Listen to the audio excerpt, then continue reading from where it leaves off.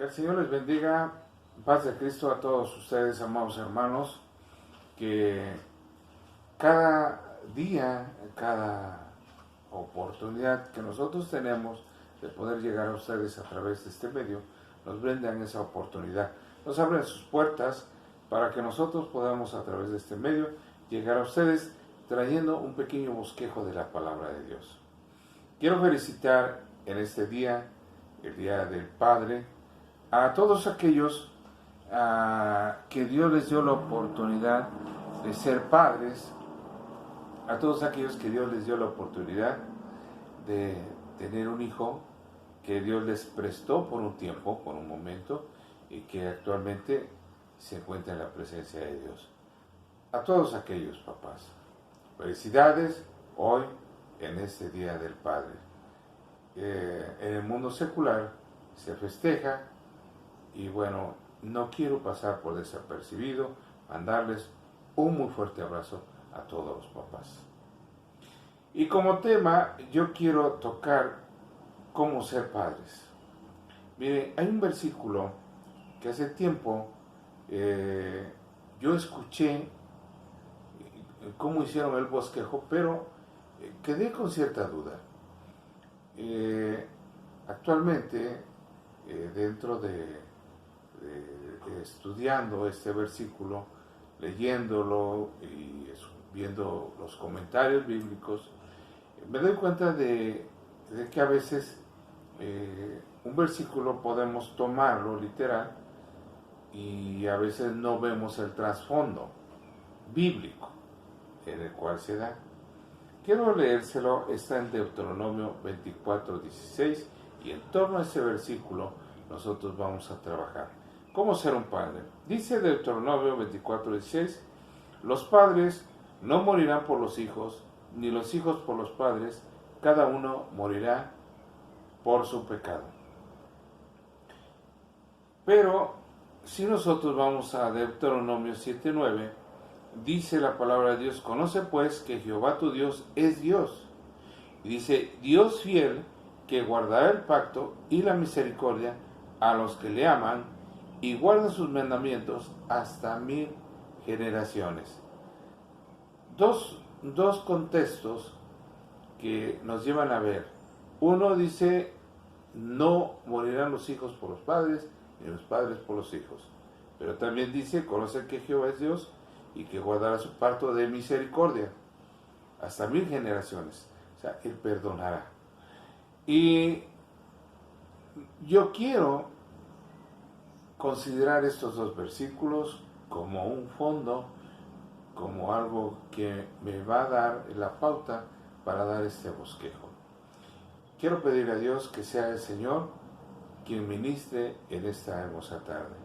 Padre, en esta hora pido de tu presencia, me quito de este lugar, Señor, porque no sé hacerlo, y que sea tu Espíritu Santo, Señor y Dios mío, quien venga y quien, Señor, hable a través de tu Espíritu Santo, usando mis labios, y, Señor, lo que yo tenga para compartir con mis hermanos, compartir con todos aquellos que me oyen, llegue sabiamente hasta su vida, hasta sus corazones, y que de alguna manera, Señor y Dios nuestro, haga el efecto que debe de hacer.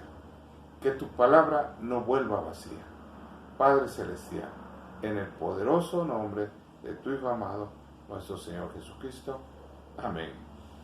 Gloria a Dios. Mire, cuando nosotros vemos esto, quiero decirle que Israel siempre tuvo un dominio de gobierno humano, el cual siempre tenía que aplicarse sobre las leyes que habían sido impuestas por Dios. Entonces aquí, dentro de los tribunales israelitas, se debería de amputar o quitar esa pena, ya que era una pena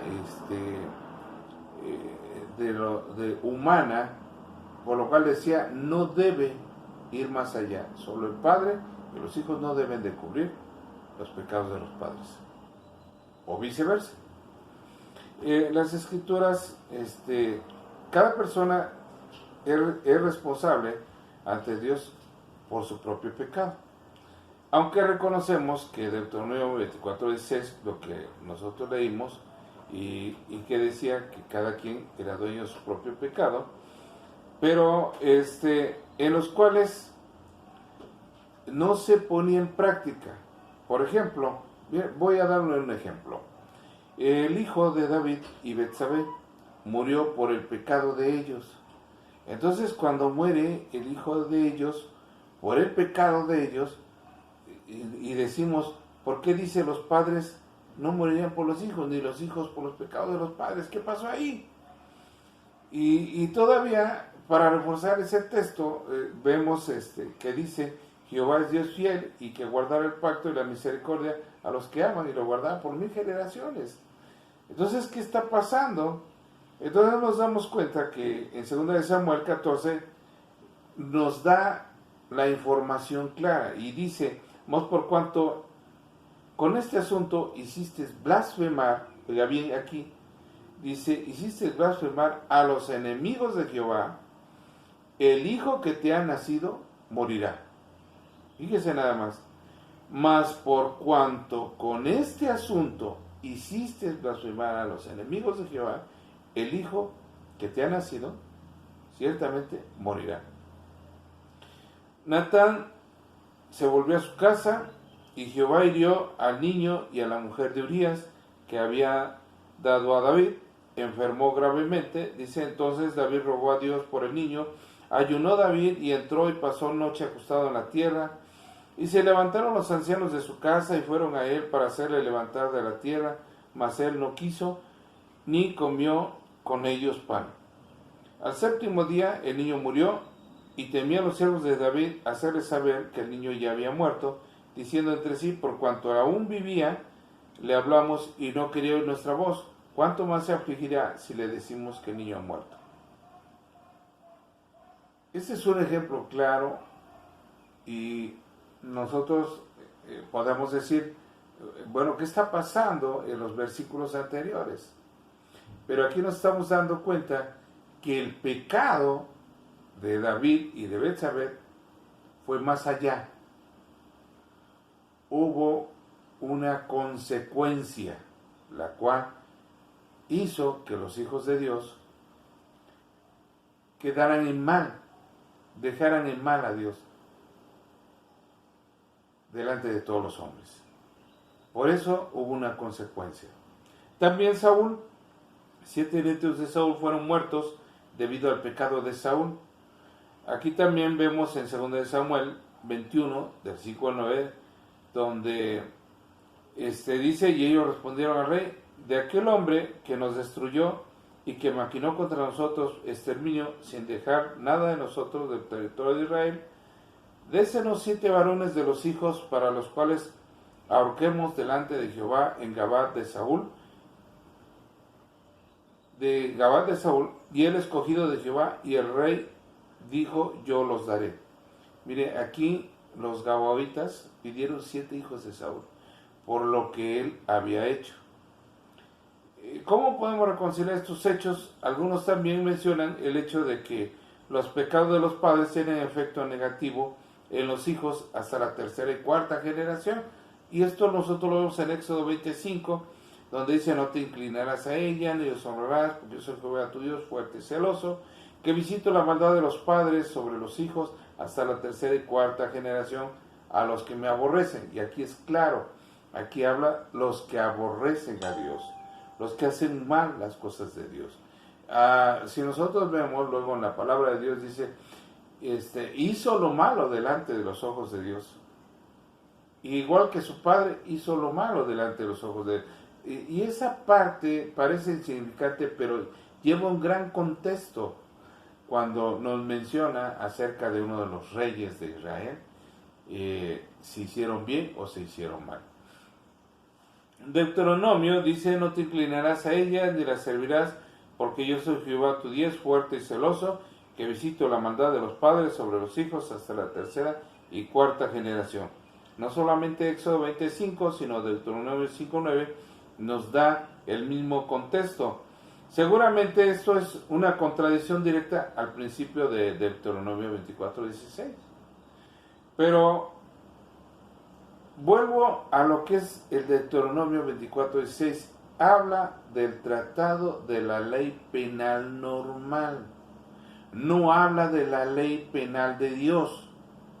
Aquí quiero ser muy claro. Dios está hablando de la ley penal que hay, pero por ejemplo, acerca de los hombres. Por eso aquí, en Deuteronomio 24:16, que nosotros leímos, que decía que los hijos no morirían por el pecado de los padres, ni los padres por los hijos, se refería precisamente a lo que sucede en una ley penal. Por ejemplo, algo que hiciera mal alguno de los hijos o alguno de los padres, en cuanto a robar, en cuanto a matar, alguna ley penal que hiciera y que estuviera mal delante de Dios. Bueno, esta ley lo que vendría a ser es penal. Y entonces sí, si había una condenación de muerte, la condenación de muerte era en contra, pero de la persona, de lo que hacía mal, no en contra de los hijos. De ahí había de respetar. Entonces nos damos cuenta que estos versículos hablan precisamente de una ley penal, no de la ley de Dios. Y nosotros vemos como la ley penal de muerte, no se debe matar al padre en lugar del hijo o viceversa, y este concepto se repite en varios pasajes. Si usted quiere anotar las citas, usted puede checarlo en Segunda de Reyes 14:6, Segunda de Crónicas 25:4, Jeremías 31:30 y Ezequiel 18:20. Nos da un mismo contexto, un mismo marco de lo que es la ley penal. El principio legal de tratar a cada persona de acuerdo a la culpa individual es, por un lado, la educación y por otro lado consiste en el derecho de Dios que se ha reservado para tomar sus decisiones. O sea, aquí es algo que están estipulando de una ley que se aplica humanamente. Pero en cuanto al juicio de Dios hacia las personas, conforme al pecado y conforme a lo que hayan hecho, esto es diferente. Porque mire, aquí no es que Dios esté faltando a su palabra, sino, por ejemplo, nosotros tenemos este caso, el cual yo les comentaba, ¿no? Si leemos lo de Samuel, ahí dice que el pecado que cometió con Betsabé no solamente era el adulterio y no solamente el asesinato de haber matado a Urías, sino que hizo que los enemigos de Dios hablasen de Dios, blasfemaran de Dios. Y a veces llega a pasar en la vida de nosotros como cristianos. Mire, muchas veces nos dicen, como cristianos, como hijos de Dios, debemos de llevar una vida santa delante de Dios, una vida de testimonio, una vida a la cual nos ayude cada día a hacer bien las cosas delante de Dios. Y no es solamente porque tengamos que llevarla, porque el pastor nos está insistiendo, la vida del cristiano es así, cristianos tienen que hacer esto, cristianos no hagan lo malo, no, sino porque también Él vela por nuestra seguridad. Y dentro de esto nos damos cuenta que si hacemos algo mal delante de Dios, lo cual, óigame bien, haga que los enemigos de Dios hablen en contra de Dios, entonces ese pecado sí se castigará, y no solamente con nosotros, sino también pudiera ser con los hijos. Sería donde más nos duele, y a veces donde más nos duele a nosotros es en la vida de nuestros hijos. Entonces, Por eso es que debemos nosotros tener mucho cuidado en cómo hacer las cosas delante de Dios, cómo llevar nuestra vida delante de Dios con un testimonio limpio, con un testimonio puro, con algo que vaya bien en cuanto a las cosas de Dios, porque de lo contrario nos causaría a nosotros no solamente la afectación de nuestra vida, sino también la afectación de la vida de nuestros hijos o la vida de nuestros nietos. Aquí estamos viendo, por ejemplo, dos ejemplos muy claros. El ejemplo de David, que murió su hijo, pero también vemos el ejemplo de Saúl, donde mueren 7 de sus nietos. Mefibosé fue salvado por el pacto que había entre David y Jonathan, pero murieron 7 de sus nietos. Entonces nosotros vemos cómo la Escritura nos advierte que existe la responsabilidad pues corporativa. Ninguno de nosotros funciona completamente aislado de la sociedad, del vecindario de los cuales pertenecemos. La línea afinidad va más allá de nuestro hogar, de nuestro grupo de la iglesia, hacia comunidades enteras o a nuestra nación o incluso al mismo mundo. Debemos de tener mucho cuidado. Todo esto nos lleva a nosotros a ver 3 factores muy importantes. Mire, dentro del Antiguo Testamento nos enmarca esos 3 factores. Número 1, el primero es la unidad. Con frecuencia se trata al grupo entero como una sola unidad. En 1 Samuel 5, 10 y 11, por ejemplo, nos habla acerca del arca de Dios. El arca de Dios que llegó a Ecrón, los filisteos, porque se había producido un brote de peste bubónica en las ciudades filisteas, donde se había llevado el arca previamente, los ecronitas clamaron. Dice, han trasladado a nosotros el arca de Dios de Israel para que nos hagan morir. Y dice nada más, ellos se dan cuenta de este factor, dice, para que nos hagan morir. Y a nosotros, dice, y a nuestro pueblo, o sea, no solamente nosotros, sino todo el pueblo moriría por causa del arca de Israel que habían llevado a ese lugar. Entonces, el grupo entero intuía que compartían la culpa de lo que habían hecho sus líderes. Sus líderes robaron el arca del pacto de Israel y se la llevaron. Entonces aquí, cuando todo el mundo empezó a enfermarse, ellos mismos dijeron, es que es por culpa del arca de Israel, la cual ha venido a nosotros. Y ahí nos estamos dando cuenta de toda la unidad, de que todos reconocían el pecado de haberse llevado el arca. No solamente se lo dejaron a sus líderes, sino ellos también compartían parte de ese pecado. Número 2, el segundo a veces es solo una figura que representa a todo un grupo, en lugar de alguien que encarna la psicología del grupo, y es el caso de alguien como siervo suficiente del Señor que reemplaza a muchos otros.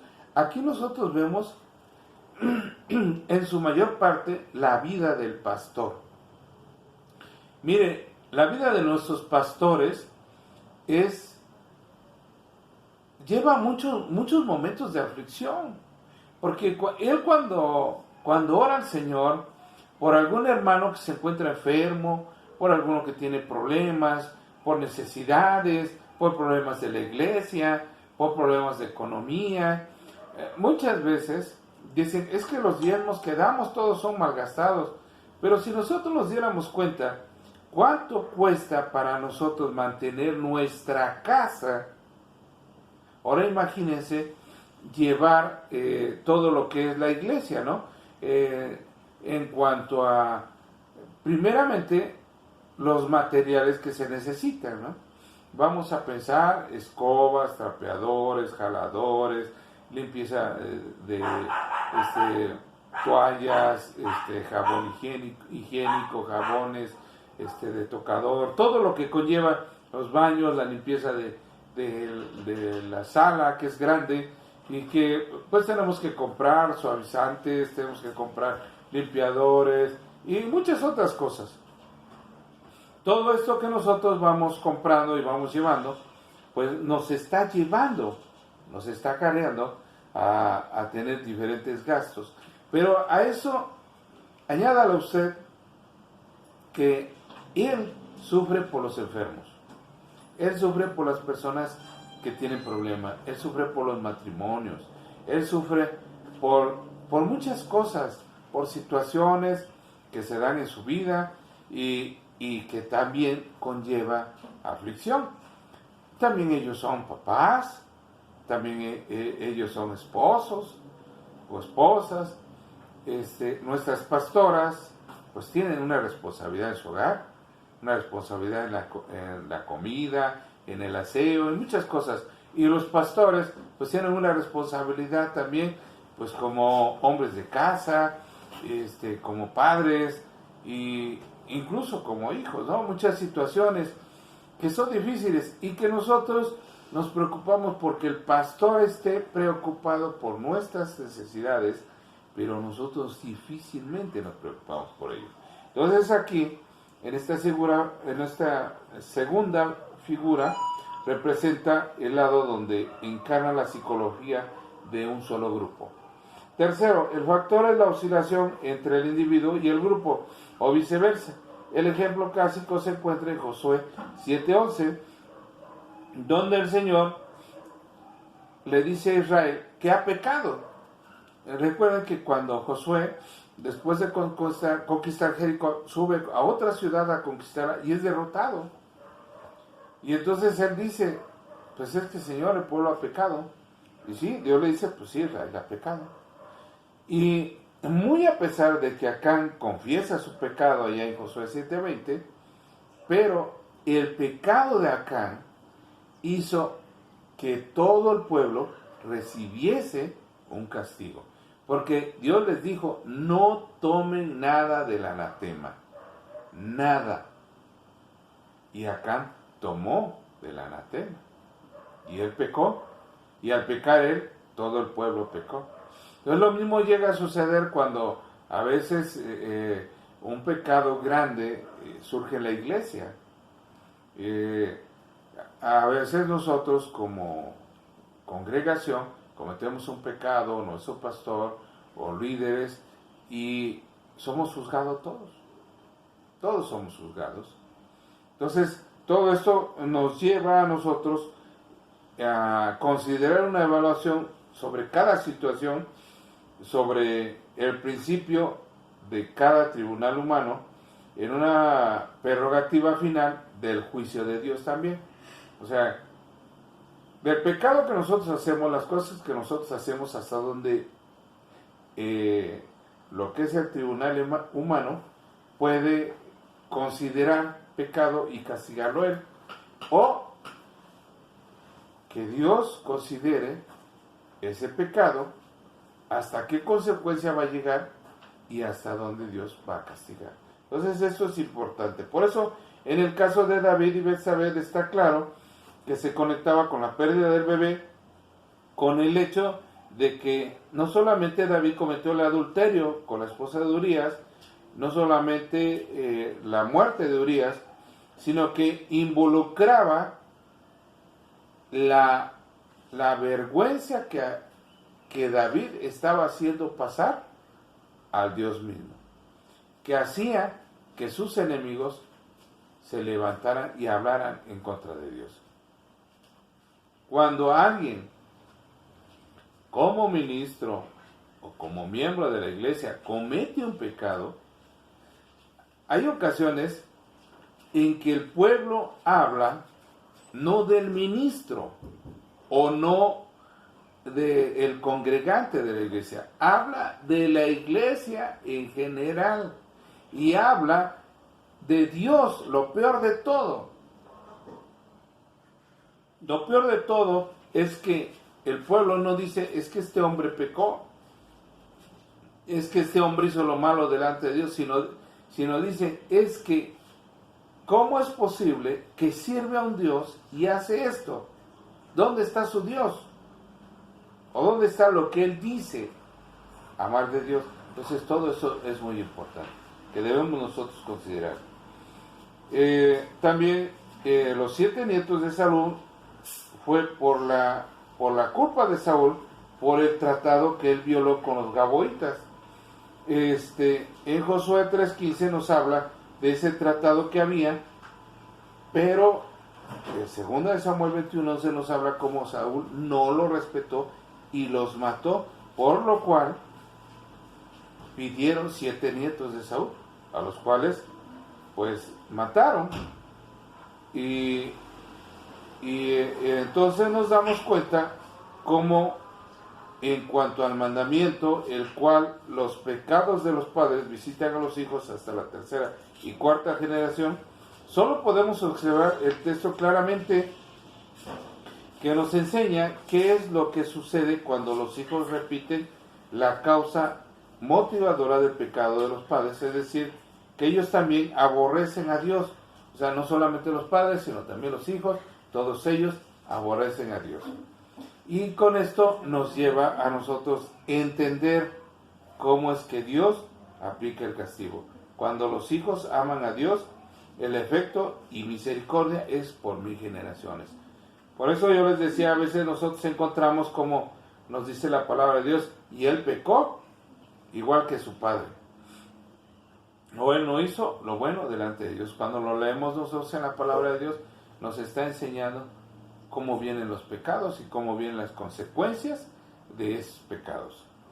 En Ezequiel 18, también, después de todo, nuestra norma en cuanto a lo que constituye la equidad y la justicia, tiene sus raíces en el carácter del Dios mismo, la misericordia de Dios y su rápido accionar para perdonar y olvidar todos los pecados que le pedimos que limpie, como nosotros los vemos en Éxodo 34, 6 al 7. En este tema hay varios versículos que marcan también la esencia. Si usted quiere anotarlos, Números 14, 18, Segunda de Crónicas 39, Nehemías 9, 17, Salmo 86, 15, Salmo 103, 8, Salmo 111, 4, Salmo 116, 5, Salmo 145, 8, Joel 2, 13, Jonás 4, 2 y Nahum 1, 3. Nos damos cuenta que la gracia de Dios es equilibrada por la última parte que nos da en Éxodo 4, 7. Pero que advierte que Dios de ninguna manera, oiga bien, ahí en el último del verso 34, 7 nos dice, de ninguna manera dará por inocente al culpable. O sea, Dios aclara la situación. Entonces nosotros nos damos cuenta en este sentido que es importante notar también que el pecado de David y de Betsabé fue un asunto en el cual el Señor tenía que determinar. En cuanto a Saúl, él tenía que determinar. Nosotros podemos ver el Salmo 51, el Salmo 32. Son 2 salmos en los cuales David conoce su pecado y pide perdón a Dios. Y acepta la resolución de Dios. Y es algo muy importante que nosotros debemos ver cada día. Ahora, yo quiero tocar con ustedes estos versículos. Como padres debemos nosotros de tener conciencia que va a pasar algo si hacemos mal delante de Dios, como papás. Ahora, ¿cómo debemos de comportarnos? Yo tengo algunos versículos y que quiero tocar con ustedes.